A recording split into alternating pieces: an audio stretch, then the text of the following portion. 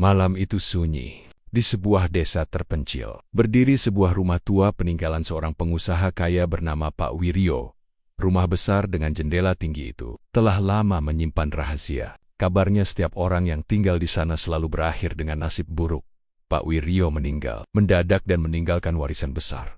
Tanah, rumah, dan pusaka yang nilainya tak terhitung. Namun bukan hanya harta yang ditinggalkan, ia juga meninggalkan perjanjian lama dengan dunia gelap. Perjanjian yang sekarang menagih pada keturunannya sendiri, anak sulungnya, Raka, yang semula hanya ingin melindungi adik-adiknya, terjebak dalam perebutan warisan dan kutukan yang tak pernah mereka pahami. Surat wasiat terakhir dari sang ayah bukan sekadar surat, melainkan kunci menuju rahasia kelam yang selama ini tersembunyi di bawah rumah itu. Suara bisikan, bau dupa, bayangan yang berjalan sendiri, semuanya mulai muncul satu persatu sejak surat itu dibuka, dan malam-malam panjang penuh teror pun dimulai. Warisan bukan hanya tentang harta, kadang warisan juga tentang dosa masa lalu. Ini adalah kisah keluarga yang harus membayar harga perjanjian gelap yang mereka warisi. Hujan turun deras malam itu, membasahi halaman rumah besar peninggalan Pak Wiryo, seorang pengusaha sukses yang baru saja meninggal dunia. Di dalam rumah, 4 anaknya berkumpul. Wajah mereka pucat, bukan hanya karena duka, tapi juga karena rasa cemas menunggu pembacaan surat wasiat yang kabarnya akan diumumkan minggu depan.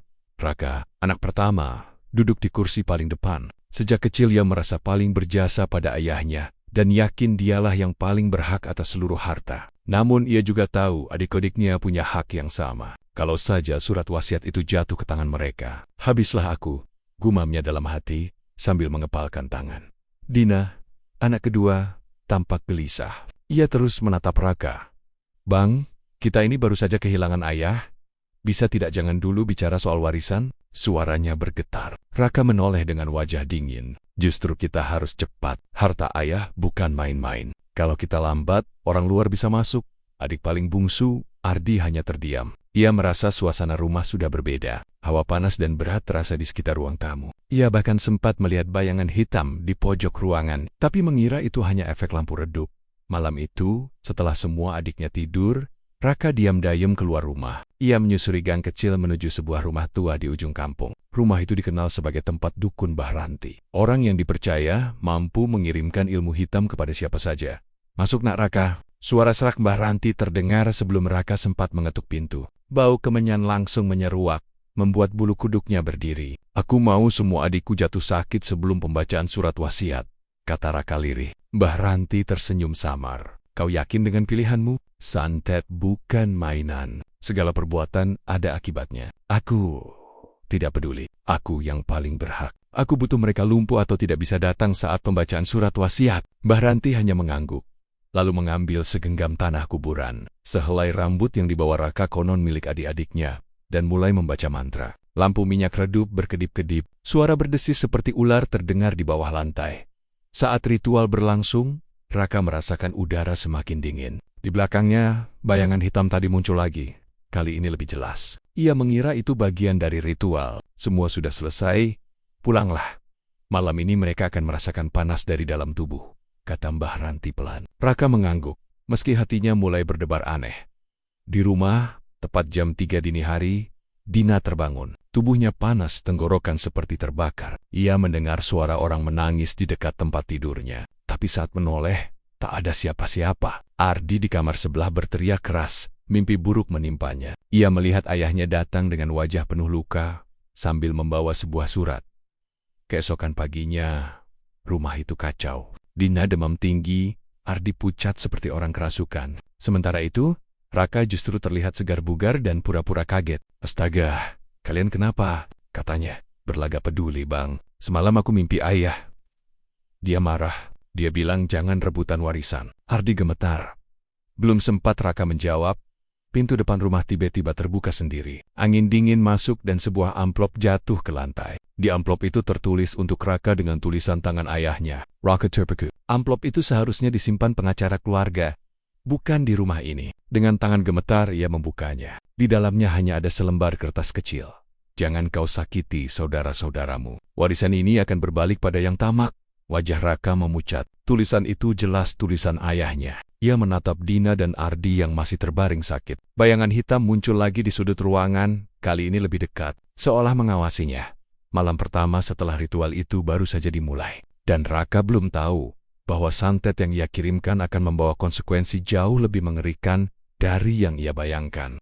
Sejak semalam, rumah peninggalan Pak Wiryo kini terasa lebih dingin dari biasanya. Dina tergeletak di kamar dengan demam tinggi. Ardi duduk di lantai, memegangi kepala, wajahnya pucat. Di ruang tamu, Raka mondar-mandir. Amplop dengan tulisan ayahnya tergeletak di meja. Kata-kata di dalamnya masih terngiang di kepalanya. Warisan ini akan berbalik pada yang tamak. Apa maksud ayah? Surat ini kan belum dibacakan. Tidak mungkin ayah tahu aku. Raka berhenti bicara sendiri. Ia menoleh ke sudut ruangan. Bayangan hitam itu muncul lagi. Kali ini bentuknya lebih jelas. Sosok tinggi, kurus, wajahnya samar seperti tertutup kabut. Mata merahnya menatap Raka tanpa berkedip. "Siapa kau?" desis Raka. Berusaha berani, tapi sosok itu diam, lalu menghilang begitu saja, meninggalkan aroma tanah basah dan wangi kemenyan yang menusuk hidung. Lantai atas terdengar teriakan Ardi. Raka berlari ke kamar adiknya. Ardi duduk di pojok kamar. Tubuhnya gemetar. "Bang, tadi ayah di sini." Dia datang, wajahnya penuh darah. "Dia bilang aku harus pergi sebelum terlambat." "Diam, Ardi. Itu cuma mimpi." "Bukan mimpi. Aku melihatnya, Bang." Lampu kamar tiba-tiba padam. Jalap Toto. Dari arah lemari terdengar suara ketukan 3 kali. Pelan tapi jelas. Ketukan itu makin lama makin keras. Dina yang lemah di kamar sebelah ikut menjerit. Raka cepat-cepat menyalakan senter dari ponselnya. Pintu lemari bergetar sendiri. Seperti ada yang mau keluar dari dalam. Raka mendekat dengan hati-hati. "Jangan dibuka, Bang." Ardi memegang lengannya. Tapi Raka terlanjur menarik pintu lemari kosong. Hanya pakaian-pakaian lama. Tapi di lantai lemari ada tanah kuburan yang basah dan berbau busuk. Bau itu persis seperti di rumah Mbah Ranti semalam. Apaan ini? Bisik Raka, keringat dingin membasahi pelipisnya. Sore harinya, datang seorang pengacara keluarga membawa kabar. "Saya datang untuk memastikan kalian siap untuk pembacaan wasiat minggu depan," katanya sopan. Raka memaksakan senyum. "Tentu, Pak. Kami siap." Pengacara itu menatap Dina dan Ardi yang sakit. "Anak-anak Pak Wiryo harus sehat dulu. Kalau tidak, wasiat ini tidak bisa dibacakan sesuai permintaan almarhum." Raka mendadak panik. "Apa maksud Bapak?" "Almarhum berpesan, semua anaknya harus hadir lengkap. Kalau tidak, surat wasiat tidak sah dibacakan. Kalau salah satu tidak datang, warisan otomatis jatuh ke pihak yayasan amal yang beliau tunjuk." Darah Raka seperti berhenti mengalir. Jadi selama ini, ia salah perhitungan. Kalau adik-adiknya mati atau tidak hadir, warisan bukannya jatuh padanya, malah ke yayasan. Pengacara itu pamit. Saat pintu tertutup, Raka merasakan udara rumah semakin berat. Dina menatapnya dengan mata sayu. "Bang, aku merasa ayah marah. Semalam aku mimpi. Dia bilang kita akan dihukum kalau saling menyakiti." Raka terdiam. Dalam hati ia mulai menyesal. Tapi sebelum ia bisa bicara, terdengar suara pintu belakang terbuka sendiri. Angin dingin masuk, membuat lilin di ruang makan padam. Hanya tersisa cahaya temaram dari jendela.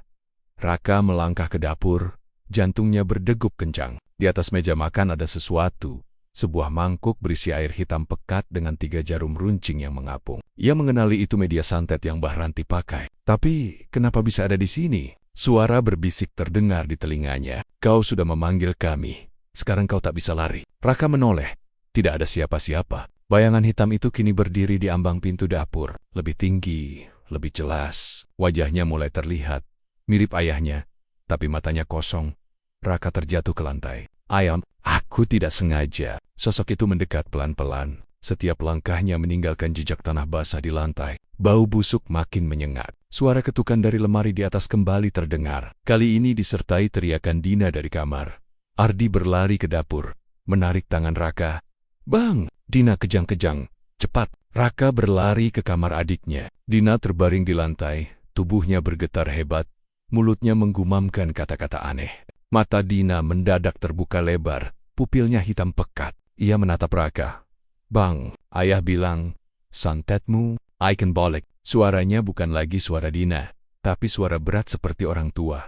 Raka mundur ketakutan. Bayangan hitam di belakangnya semakin dekat. Ardi memeluk Dina yang tak sadarkan diri. Raka ingin berlari, tapi pintu kamar tertutup sendiri, terkunci rapat. Angin dingin berputar-putar di dalam ruangan. Lampu berkedip-kedip. Tiba-tiba amplop yang tadi di ruang tamu terbang sendiri masuk ke kamar. Amplop itu terbuka. Kertasnya meliang-leyang di udara. Tulisan di kertas berubah menjadi merah. seperti darah. Bertuliskan, hanya penyesalan yang bisa menyelamatkanmu. Raka berteriak histeris. Bayangan hitam itu menyatu dengan kertas tersebut dan menghilang, meninggalkan bau busuk menyengat. Dina jatuh pingsan. Ardi menangis ketakutan. Raka terduduk di lantai. Wajahnya pucat. Ia sadar sekarang santet yang ia kirim bukan hanya melukai adik-adiknya, tapi juga memanggil sesuatu yang jauh lebih gelap. Dan kini, sesuatu itu sudah masuk ke rumah mereka. Malam itu belum berakhir. Dari luar jendela, suara tawa perempuan tua terdengar sayup-sayup. Raka tahu suara itu. Mbah Ranti? Tapi ia tidak melihat siapapun di halaman. Hanya bayangan samar berdiri di bawah pohon mangga, menatap rumah mereka tanpa bergerak.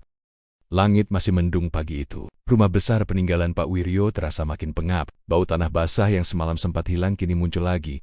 Lebih tajam, bercampur dengan wangi kemenyan. Dina terbaring pucat di kamarnya. Ardi duduk di sampingnya, menatap kakaknya dengan wajah penuh ketakutan.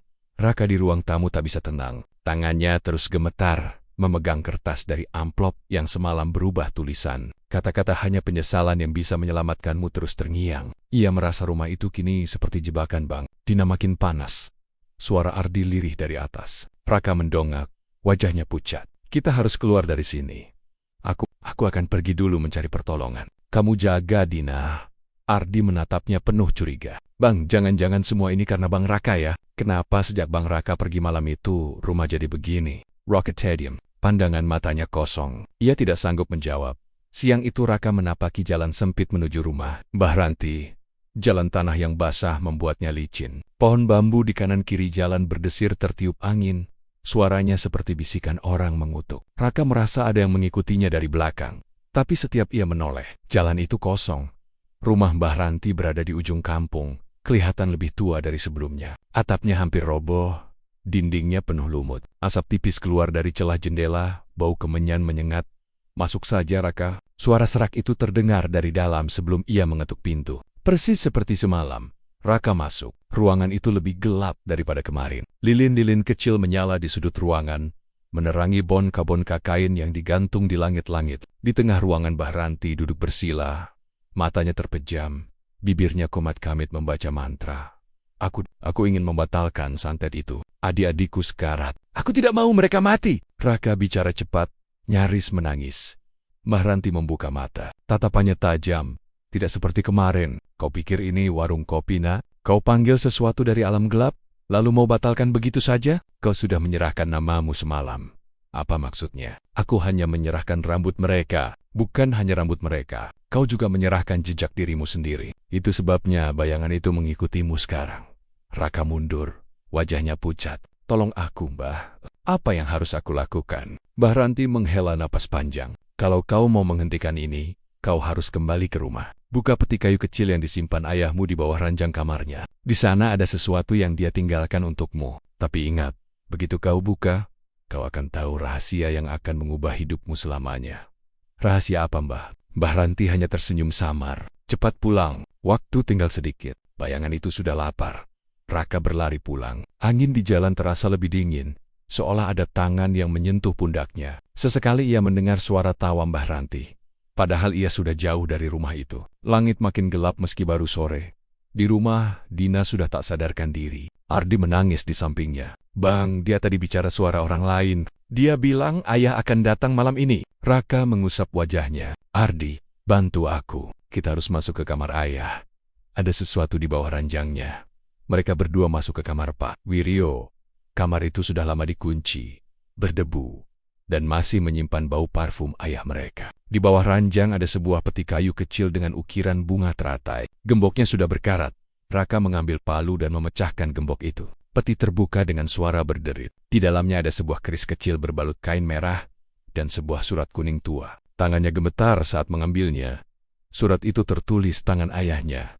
Raka, anakku, kalau kau membaca ini, berarti kau telah memilih jalan gelap. Keris ini bukan pusaka biasa. Ia penyegel roh keluarga kita. Jangan pernah gunakan ilmu hitam demi harta, atau segelnya akan pecah dan kau akan jadi tumbalnya Roka Tertegen. Ia baru sadar ayahnya bukan orang biasa. Keluarganya ternyata punya rahasia lama. Keris kecil di tangannya bergetar pelan. Seperti hidup, tiba-tiba lampu kamar padam. Dari arah pintu terdengar suara langkah pelan. Bayangan hitam itu muncul lagi. Kali ini wujudnya jelas. wajah Pak Wiryo dengan mata kosong dan kulit pucat. Ardi menjerit memeluk kakaknya.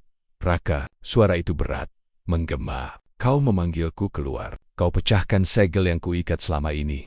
Raka mundur sambil memegang keris. Ayah, aku tidak tahu. Aku hanya ingin harta. Sosok itu mendekat. Bau busuk tanah kuburan makin kuat. Sekarang bukan hanya hartamu yang terancam. Jiwamu pun akan kuambil. Angin kencang masuk lewat jendela. Benda-benda di kamar berterbangan. Dina di kamar sebelah tiba-tiba berteriak keras. Suara teriakannya bercampur suara lain yang dalam dan serak. Raka panik. Ayah ingat kata-kata surat tadi. Keris ini penyegel roh keluarga. Dengan tangan gemetar ia mengangkat keris itu. Ujungnya memantulkan cahaya aneh. Bang, apa yang kau lakukan? Ardi menangis. Aku harus menyegel ayah lagi, kata Raka dengan suara patah-patah. Sosok Pak Wiryo tersenyum miring. Coba saja kalau berani. Tapi ingat, sekali segel ini gagal, kau akan jadi wadahku selamanya. Kamar itu berguncang. Lantai retak-retak kecil, udara makin dingin. Raka menggenggam keris dengan kencang. Bayangan itu kian dekat. Hanya satu langkah di depannya. Suara Mbah Ranti sayap-sayap terdengar entah dari mana. Cepat, Raka. Penyesalan saja tak cukup. Kau harus memilih. Harta atau jiwa. Raka memejamkan mata. Mencoba mengingat wajah adik-adiknya. Dalam hatinya ia menjerit. Belum tahu keputusan apa yang harus ia ambil. Keris itu makin panas di tangannya. Seperti siap meledak di luar kamar. Pintu-pintu berdebam sendiri. Kaca jendela retak. Suara tangisan Dina berubah jadi tawa seram. Rumah besar itu kini seperti hidup. Bernafas bersama bayangan hitam yang mengelilingi mereka. Raka berdiri di tengah kamar yang berputar. Memegang keris, bayangan ayahnya tepat di hadapan. Sementara suara-suara dari alam gelap semakin dekat. Kamar Pak Wiryo bergetar seperti gempa kecil. Angin dingin menyapu dari segala arah. Lampu mati total. Satu-satunya cahaya berasal dari keris kecil di tangan Raka yang kini bersinar merah samar. Bayangan ayahnya berdiri di depan ranjang. Tubuhnya tinggi, wajahnya pucat, matanya kosong seperti sumur dalam. Suaranya berat dan bergema. Raka, kau yang memanggilku keluar. Kau yang membuka segel keluarga ini. Sekarang kau harus membayar. Raka menggenggam keris itu erat-erat. Tangannya basah oleh keringat. Ardi berdiri di belakangnya. Menangis ketakutan. Dina di kamar sebelah masih meraung. Suaranya bercampur suara lain yang serak dan menakutkan. Ayah, aku tidak tahu segalanya. Aku hanya ingin harta itu. Suara Raka pecah. Bayangan itu melangkah maju. Setiap langkahnya meninggalkan jejak tanah basah di lantai. Bau busuk kuburan makin tajam. Keserakahanmu membuka pintu yang selama ini kututup. Sekarang pintu itu tidak bisa ditutup lagi. Keris di tangan Raka tiba-tiba bergetar keras. Ujungnya memancarkan cahaya merah. Dalam cahaya itu Raka melihat sekilas wajah ayahnya yang dulu hangat. Tapi wajah itu cepat sekali berubah menjadi topeng mengerikan dengan mulut ternganga lebar. Ardi berteriak, "Bang, lihat Dina." Raka menoleh sekilas. Dina kini berdiri di ambang pintu kamar dengan mata hitam pekat. Bibirnya menggumamkan kata-kata yang tidak dimengerti. Tubuhnya kaku, seperti wayang. Bang, suara Dina berubah jadi suara berat. Kau telah memanggil kami. Komilap. Tiba-tiba Dina melompat ke arah mereka dengan kekuatan yang tak wajar. Ardi menjerit dan menyingkir. Raka menahan tubuh Dina dengan satu tangan. Keris di tangan satunya bergetar makin panas. "Ini bukan Dina!" teriak Ardi panik. "Aku tahu," sahut Raka. Dina menggeliat, matanya menatap kosong. "Berikan segel itu, maka kami akan pergi." Suaranya bergema seperti banyak orang berbicara bersamaan. Raka mundur. Bingung, suara Mbah Ranti terdengar samar entah dari mana, seolah berbisik di telinganya. "Segelnya hanya bisa digunakan jika niatmu murni. Kalau tidak, dia akan menelanmu." Raka menutup mata, mengingat semua kesalahan yang ia buat. Ia menunduk dan berbisik, "Aku tidak mau harta itu. Aku hanya mau adik-adikku selamat. Aku menyerah." Keris itu tiba-tiba berhenti bergetar. Cahaya merahnya berubah jadi putih terang. Dina terhenti di tengah langkah. Tubuhnya bergetar. Bayangan ayahnya mendekat. Matanya mulai memancarkan cahaya yang sama. "Kau benar-benar menyerah pada harta?" Suara itu tak lagi bergema, kini seperti suara Pak Wiryo yang dulu. "Ya, ayah. Maafkan aku. Ambil semuanya, asal adik-adikku selamat." Raka berteriak. Tiba-tiba rumah itu bergetar keras. Dari lantai muncul asap hitam pekat yang berputar-putar mengelilingi mereka. Bayangan hitam lain bermunculan dari dinding. Wajahnya samar-samar. Ada yang seperti wanita, anak kecil, laki-laki tua, semua mengerang. Ardi menutup telinga sambil berlutut. Bang, apa yang terjadi? Keris di tangan Raka makin panas, hampir membakar kulitnya. Ia menahan rasa sakit itu. Asap hitam mendekat, mencoba menarik keris itu. Raka berteriak sambil mengangkatnya tinggi-tinggi. Ayah, tolong aku. Segel ini, tutup mereka semua kembali. Suara Pak Wiryo terdengar lagi. Kali ini jelas. Tikam tanah di bawah ranjangku. Itu pintu mereka. Tanpa pikir panjang, Raka menusukkan keris itu ke lantai tepat di bawah ranjang. Seketika cahaya putih menyebar ke seluruh ruangan, menyilaukan mata. Asap hitam menjerit keras seperti ribuan orang kesakitan. Bayangan-bayangan itu tertarik ke arah lubang kecil di lantai. Satu persatu lenyap. Dina terjatuh pingsan. Tubuhnya kembali normal. Ardi menangis lega tapi masih ketakutan. Raka berlutut di lantai. Keris di tangannya kini dingin dan tidak bersinar lagi. Bayangan Pak Wiryo berdiri di depan mereka. Kali ini tampak seperti dulu. Wajahnya tenang. Kau sudah belajar, Raka.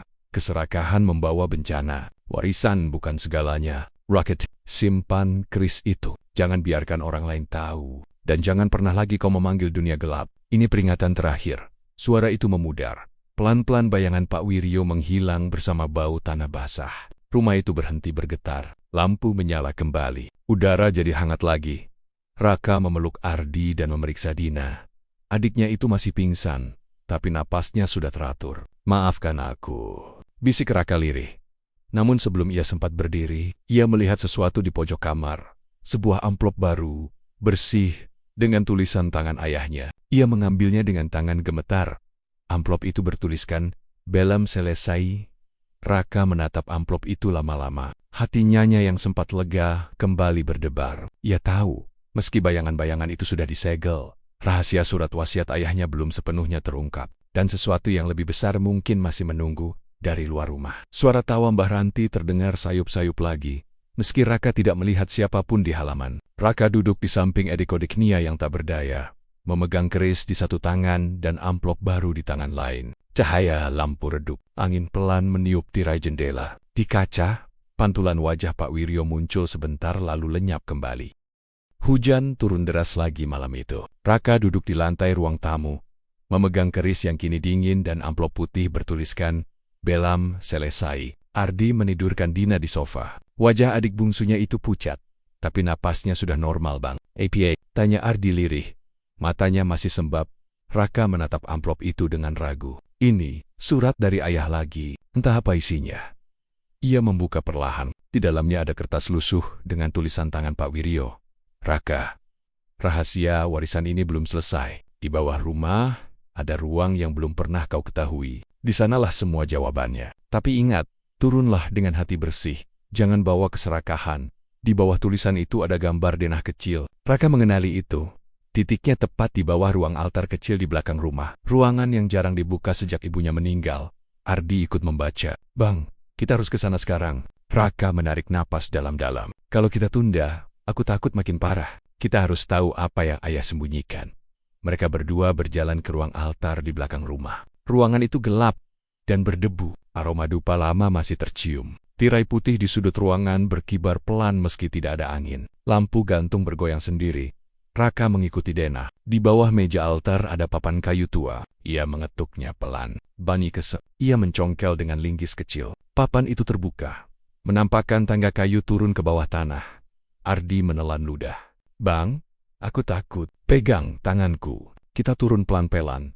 Tangga itu berderit setiap kali diinjak. Udara di bawah semakin lembab dan dingin. Bau tanah basah bercampur bau besi karat menyengat hidung. Cahaya senter ponsel. Raka menyorot lorong sempit yang dindingnya bata merah tua. Mereka sampai di sebuah ruangan bawah tanah yang cukup luas. Di tengah ruangan ada meja batu besar.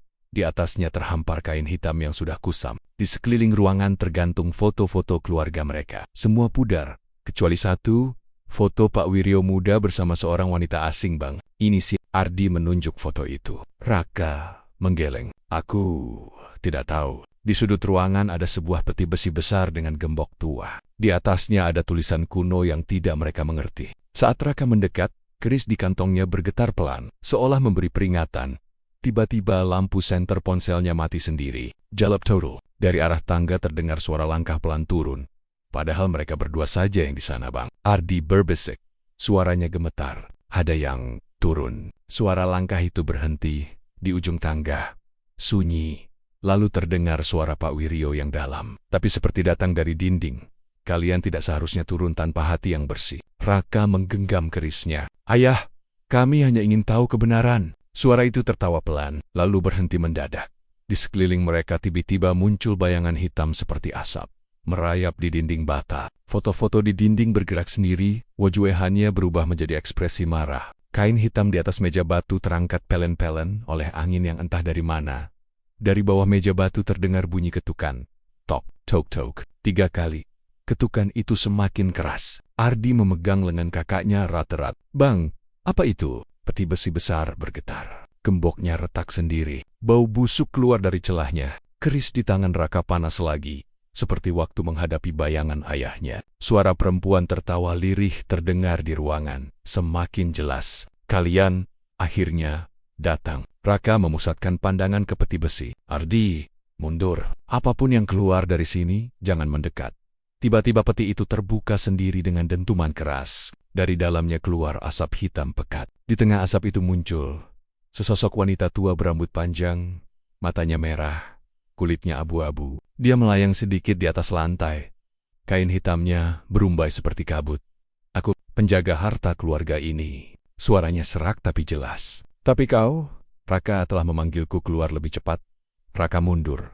Kerisnya bersinar putih lagi. Siapa kau? Wanita itu tersenyum, giginya tajam. Aku bukan siapa-siapa. Aku bagian dari perjanjian ayahmu dengan dunia gelap. Semua harta ini punya harga, dan harga itu adalah darah keturunan yang tamak.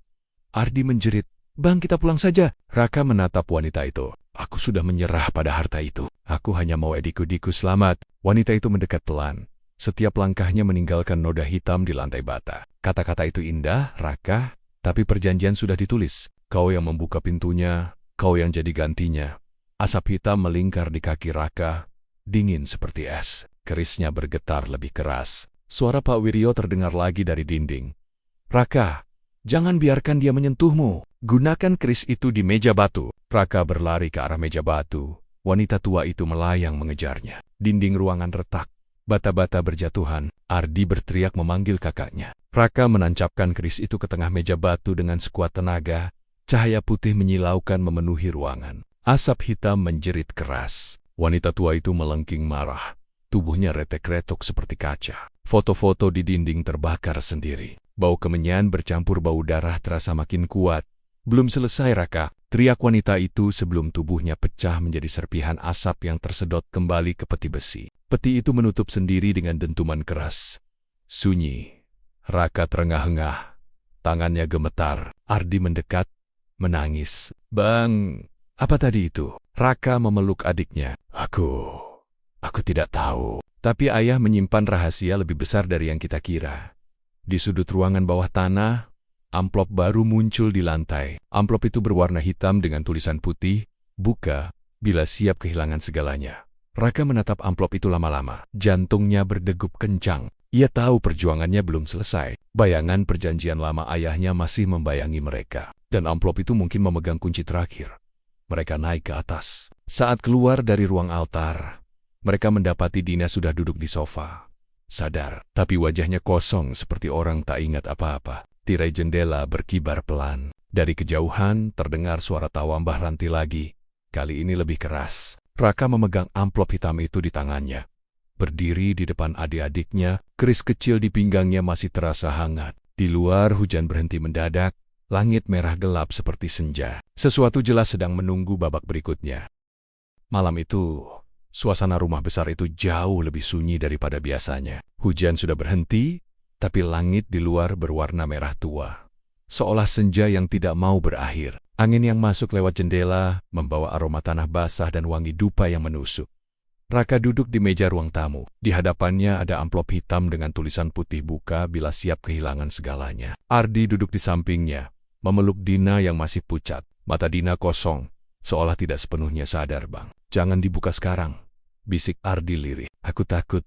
Raka menatap amplop itu lama-lama. Tangannya gemetar. Kita tidak bisa terus sembunyi. Ayah meninggalkan ini pasti karena ada alasan. Kalau kita tidak buka, kita tak akan pernah tahu. Ia menghela napas dalam-dalam, lalu membuka amplop itu. Kertas di dalamnya hitam, dengan tulisan emas. Tulisan itu terasa dingin saat disentuh. Raka membaca keras-keras. Raka, di bawah ruang bawah tanah masih ada pintu terakhir. Pintu itu segel perjanjian. Jika kau membuka pintu itu, kau harus menyerahkan sesuatu yang paling berharga. Jika tidak, semua jiwa keluarga ini akan diambil. Datanglah sebelum bulan merah tenggelam. Mereka bertiga saling pandang. Ardi menelan ludah. Bang, bulan merah itu. Lihat, di luar. Ia menunjuk jendela. Bulan tampak besar dan berwarna merah darah. Bayang-bayang hitam menari-nari di permukaannya. Raka berdiri. Kita harus turun lagi. Ini kesempatan terakhir. Ardi memeluk Dina. Bagaimana dengan Dina? Kalau kita tinggalkan, aku takut sesuatu mengambilnya. Mereka kembali ke ruang altar dan turun ke bawah tanah. Peti besi yang tadi sudah tertutup kini retak lagi. Meski tidak terbuka, dinding bata memancarkan cahaya merah samar. Bau kemenyan lebih pekat. Raka memusatkan perhatian ke lantai di dekat meja batu. Ia melihat garis lingkaran yang tadi tidak ada. Di tengahnya ada lubang kecil berbentuk segitiga. Kerisnya bergetar di pinggang. Ardi berbisik, "Bang, ini pintunya?" "Iya." Raka mendekat. Ia menusukkan ujung keris ke lubang segitiga. Lantai bergetar pelan lalu terbuka seperti pintu jebakan. Menampakkan tangga batu yang turun ke tempat yang lebih gelap lagi.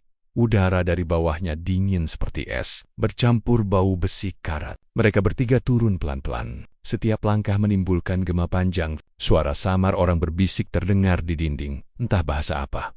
Tangga itu berakhir di sebuah ruangan bulat besar. Dindingnya penuh simbol kuno. Di tengah ruangan ada lingkaran besar dengan cahaya merah berputar seperti pusaran air. Di sekelilingnya, patung-patung wajah manusia dengan mulut ternganga mengeluarkan asap hitam tipis. Raka merasa dadanya sesak. Ardi menggenggam tangannya erat-erat. Dina berdiri diam. Wajahnya masih kosong.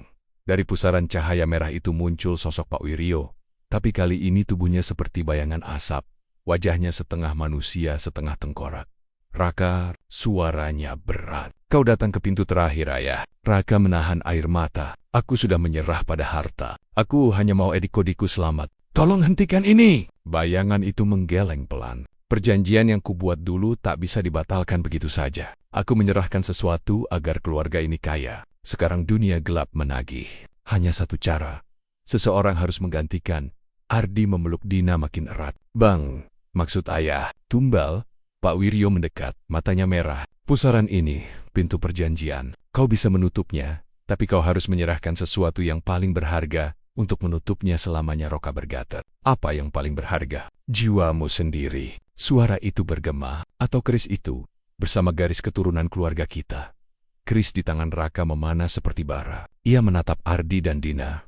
"Aku yang membuka pintu ini, aku yang harus menutupnya." Ardi menengis. "Peng Jengen, kita cari cara lain." Suara Mbah Ranti tiba-tiba terdengar entah dari mana, keras dan tajam. "Waktu kalian hampir habis. Bulan merah tenggelam sebentar lagi. Pilih sekarang." Pusaran cahaya merah makin besar. Patung-patung di sekelilingnya bergetar. Asap hitam mulai keluar dan melilit kaki Dina. Mata Dina tiba-tiba terbuka lebar. Pupilnya hitam pekat. Ia menjerit dengan suara bukan suaranya sendiri, "Bang, tolong aku." Jerit Dina. Separuh sadar, separuh kerasukan. Raka mendekot, mencoba menarik adiknya. Tapi asap hitam semakin kuat. Kerisnya bergetar hebat. Suara Pak Wiryo menggelegar. "Kalau kau menyerahkan jiwamu, pintu tertutup selamanya. Kalau tidak, semua akan hilang." Raka menatap kerisnya, lalu adik-adiknya. Air matanya jatuh. "Aku tidak mau kalian menderita lagi." Ia mengangkat keris tinggi-tinggi. Cahaya putih muncul di sekelilingnya. Suara-suara di dinding berhenti sejenak, lalu menjerit lebih keras. Asap hitam menyerbu ke arahnya. Ardi berteriak memanggil kakaknya. Raka memejamkan mata, bersiap melakukan sesuatu yang hanya dia tahu. Pusaran cahaya merah itu semakin terang, memancarkan kilatan seperti petir di ruangan bawah tanah. Cahaya putih menyelimuti Raka dan adik-adiknya. Suara-suara dari dunia gelap bercampur dengan suara Pak Wiryo. Bayangan Mbah Ranti muncul di ujung tangga, menatap mereka tanpa ekspresi. Bulan merah di luar perlahan tenggelam. Cahaya putih dari keris Raka menyelimuti ruangan bawah tanah. Asap hitam yang melilit Dina terhempas. Tapi pusaran merah di tengah ruangan makin membesar, seperti mulut raksasa yang siap menelan apapun. Suara Pak Wiryo bergema dari setiap dinding Raka. "Waktumu habis." Bulan merah hampir tenggelam. Jika pintu ini tidak tertutup sekarang, semua akan jadi milik mereka. Raka menggenggam keris erat-erat. Tangannya gemetar. Ardi berlutut di sampingnya, memeluk Dina yang setengah sadar. "Bang, jangan lakukan itu! Kita pasti bisa cari cara lain." Namun mata Dina tiba-tiba berbalik putih seluruhnya. Bibirnya bergerak sendiri. Suara yang keluar berat dan tua. "Bukan suaranya. Kalau kau ragu, kami akan mengambilnya sekarang juga." Asap hitam kembali melilit kaki Dina, lebih banyak dari sebelumnya. Ardi berteriak, "Bang, tolong dia!" Raka menatap adik-adiknya. Air matanya menetes. "Aku sudah membuka pintu ini. Aku yang harus menutupnya." Ia melangkah ke tengah lingkaran pusaran merah. Angin kencang berhembus dari arah pusaran. Rambutnya berkibar, patung-patung di dinding bergerak. Mulutnya menjeret-geret tanpa suara. Suara Pak Wiryo terdengar lirih. Kali ini seperti menahan tangis. "Maafkan ayah." Nah, Raka mengangkat keris tinggi-tinggi, lalu menancapkannya ke lantai di tengah pusaran. Cahaya putih meledak keluar dari keris, memecah kegelapan. Pusaran merah menjerit, asap hitam berbalik menyerbu Raka. Tubuh Raka terangkat sedikit dari lantai. Keris masih di tangannya. Matanya terpejam. Ardi berlari ke arahnya tapi terpental oleh dinding tak terlihat. Bang! Suara-suara dari dunia gelap berubah menjadi bisikan keras yang bercampur nama-nama, doa, jeritan dan tawa. Cahaya putih makin terang, menembus semua sudut ruangan. Patung-patung pecah satu persatu. Pak Wiryo muncul lagi. Setengah tubuhnya sudah terang seperti manusia normal. Ia berlutut di tepi pusaran, menatap anaknya. "Raka, kau melakukan yang ayah tidak berani lakukan." Raka membuka matanya perlahan. Senyum kecil di bibirnya. "Aku cuma mau mereka selamat." Ya, asap hitam menyelimuti tubuhnya, tapi tidak bisa menembus cahaya putih yang keluar dari keris. Pusaran merah mengecil, seperti ditarik ke dalam keris. Angin berhenti mendadak. Bau busuk menghilang diganti aroma wangi tanah basah. Tiba-tiba semuanya sunyi. Raka jatuh berlutut. Kerisnya kini hitam legam, dingin. Pusaran merah menghilang. Patung-patung runtuh jadi debu. Dina terkulai di pelukan Ardi. Napasnya kembali normal. Matanya bening lagi. Pak Wiryo mendekat. Wajahnya kini utuh seperti dulu. Senyum sedih di bibirnya. "Kau telah memutus perjanjian itu, Nak. Tapi setiap perjanjian ada harga." Raka menatap ayahnya. "Apa maksud ayah?" Bayangan Pak Wiryo memudar. "Mulai malam ini, harta itu lenyap. Rumah ini akan runtuh. Kalian harus pergi sekarang." Tiba-tiba langit-langit ruangan bawah tanah retak. Batu-batu jatuh satu persatu. Tanah bergetar. Ardi membantu Raka berdiri. "Bang, cepat kita keluar." Mereka bertiga naik tangga batu, melewati ruang altar yang kini penuh debu. Rumah itu bergetar seperti gempa. Jendela-jendela pecah sendiri. Tirai putih terbakar tanpa api. Dari jauh terdengar suara Mbah Ranti tertawa terakhir kalinya, lalu menghilang. Begitu mereka keluar ke halaman, rumah besar itu runtuh dengan suara gemuruh. Debu mengepul tinggi. Bulan merah di langit perlahan berubah kembali menjadi bulan pucat biasa. Mereka bertiga berdiri di halaman, terengah-engah. Keris di tangan Raka pecah, jadi abu lalu hilang ditiup angin. Semua harta dan pusaka keluarga lenyap bersama rumah itu. Ardi menatap kakaknya. "Bang, kita selamat?" Raka memandang ke arah puing-puing rumah yang kini tinggal reruntuhan. Senyum tipis di wajahnya. "Ya, kita selamat. Warisan itu sudah berakhir." Dina membuka matanya, kini sadar sepenuhnya. "Bang, aku mimpi buruk, tapi rasanya nyata." Raka memeluk adik-adiknya. Semua sudah selesai.